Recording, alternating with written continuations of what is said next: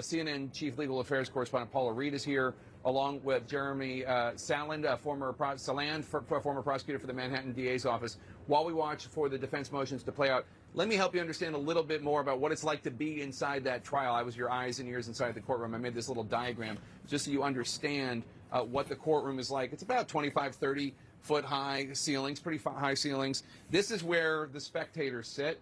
5 spectators from the public are allowed, and they get up very, very early in the crack of dawn to get one of those 5 seats. These blue dots are cops, and they are throughout. In fact, if you have bad luck, you might not see anything other than the backside of a police officer for much of the court proceedings. This is the most important stuff, though. This is the front of the court. All right, this is where the jury is. Each one of the pink thing is a screen. Each one of the jurors has their own screen where they can zoom in on the actual exhibits and evidence. This is where the witness sits. The witness, by the way, sits like the judge's stand is like up here. Like you can sit at the witness stand and, maybe even barely see the judge. This is where the lawyer who is conducting either the cross or the redirect stands.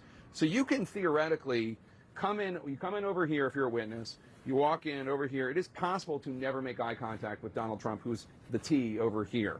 So Stormy Daniels talking to the attorneys, whether defense or prosecution, here. The district attorney is there. Mr. Trump sitting here, the judge here, the stenographer here.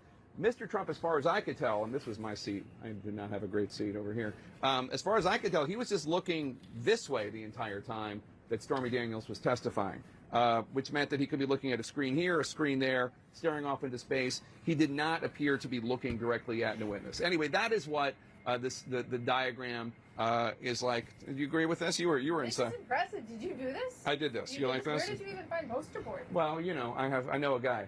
You are a Renaissance man between the sketches, the poster board presentation. But I just never understood why is it that Stormy Daniels would have to crane her neck to look at Donald Trump? Okay, because she's over here. Now I understood it today. Anyway, I'll be auctioning this off. 50 cents. So let's talk more about the trial, Paula. The defense, the motions we're told are about to begin in about 10 minutes, and the defense is going to move for a mistrial. They're taking a short break right now. The defense is going to move for a mistrial. Why? They already did this the other day. They were not successful, but this is important to do to preserve this for an eventual appeal. If this doesn't go the way that they had hoped, they want to have this on the record that they moved for a mistrial. The last time they argued for a mistrial, they argued that Stormy Daniels' testimony was prejudicial, that it just went far outside the bounds of what is relevant in this case. We also expect... When she was suggesting, by the way, that while it was consensual, she kind of felt pressured. That was one of the things that they objected to. That is prejudicial. Yeah, I would agree. And that's why we had to listen to an extended continuation of the cross earlier today, because they believe that she did reputational damage. And they had to repair that, they believe, not only for the public, but also for their client, who was really ticked off.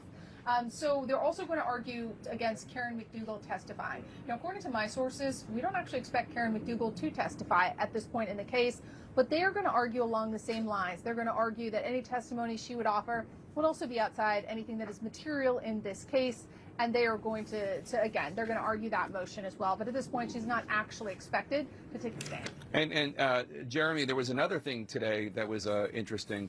So at the very beginning of court today, the defense attorney, Susan Nicholas, suggested that they wanted to introduce the fact that Stormy Daniels had been arrested. And Judge Merchan was like, no. And he literally said something like, anybody can be arrested. The question is, was she convicted? He said something like, you could go outside the courtroom today and get arrested. That doesn't mean anything, which was an interesting thing to hear a judge say. But she wasn't convicted. But then later on in the trial, when they were trying to, degrade her credibility, Stormy Daniels, and they talked about the fact that she had some show that had something to do with the paranormal or a podcast or something. I don't know. I'm not really up on her oeuvre. But anyway, but something about like she and her then husband in a house in New Orleans, and maybe it was haunted, although she admitted that it was actually a raccoon. Awesome. It was for entertainment, I think she said. Anyway, but they were trying to say, like, Stormy Daniels, you're a grifter. That's basically what they're suggesting without using the word. You're a grifter. You're telling people that you can communicate with their dead relatives. You can't, blah, blah, blah. And then again, tried to insert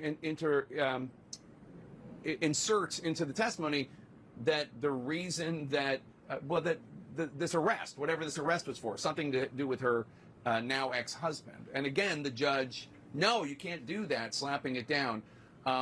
What was that? Just a little revenge? Absolutely. No. Well, what was it? It was an attempt to dirty her up as best as they could, and I think they went a little too far. They're beating up this woman, making it, she works in sex. She doesn't tell the truth. The sex wasn't real in the porn movies of 150 she made, although she did a really great drop. 200 movies, including compilations. She said.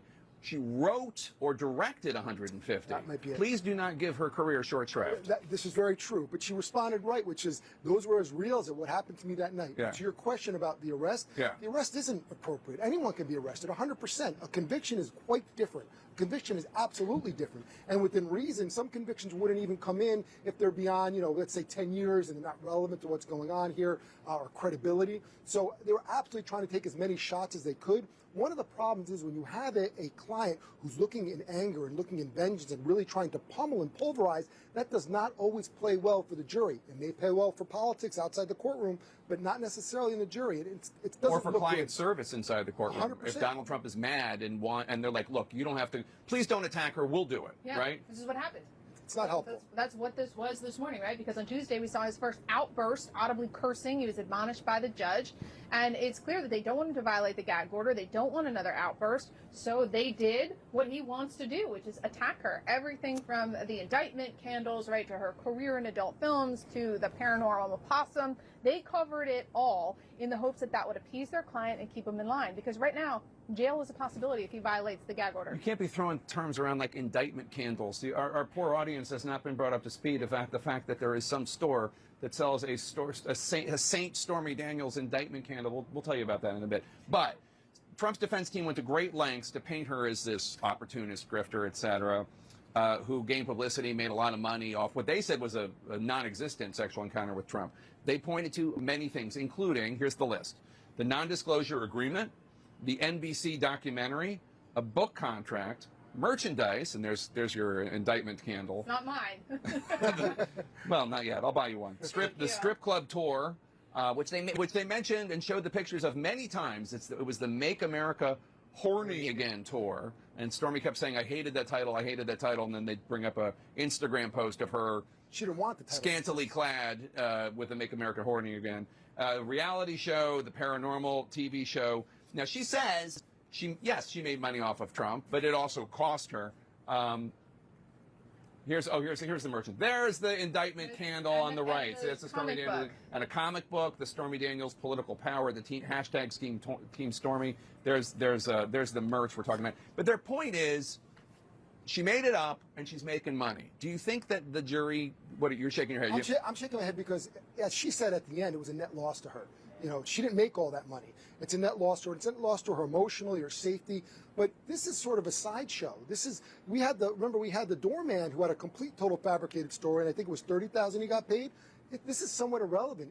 What this all is important to is what was Donald Trump's intent, what was his motive, although motive doesn't have to be proven, and it was to help and fix the election and shut her down. So what she made and what she did is really not that central to the case. In fact, arguably, though I think it's important she was there, they should have had her off as quickly as possible and be done with her. The defense? Yes, because other than trying to make her to be an exploitive, blackmailing, bad actor, okay, I get that. But then you go in the risk of beating her up too much and alienating the jury about a woman who, again, came from a single mother, who was an equestrian, top graduate in her high school class, who's made a life for herself. Maybe not the one you or I would want, but she was in that room with the former president, or at the time possible president, or he was much younger then, a man of power and money, and she was 20-something years old. We got a lot more to go through, and we're still waiting for the lawyers. They just went back into the courtroom for these motions to dismiss and more. Stick around.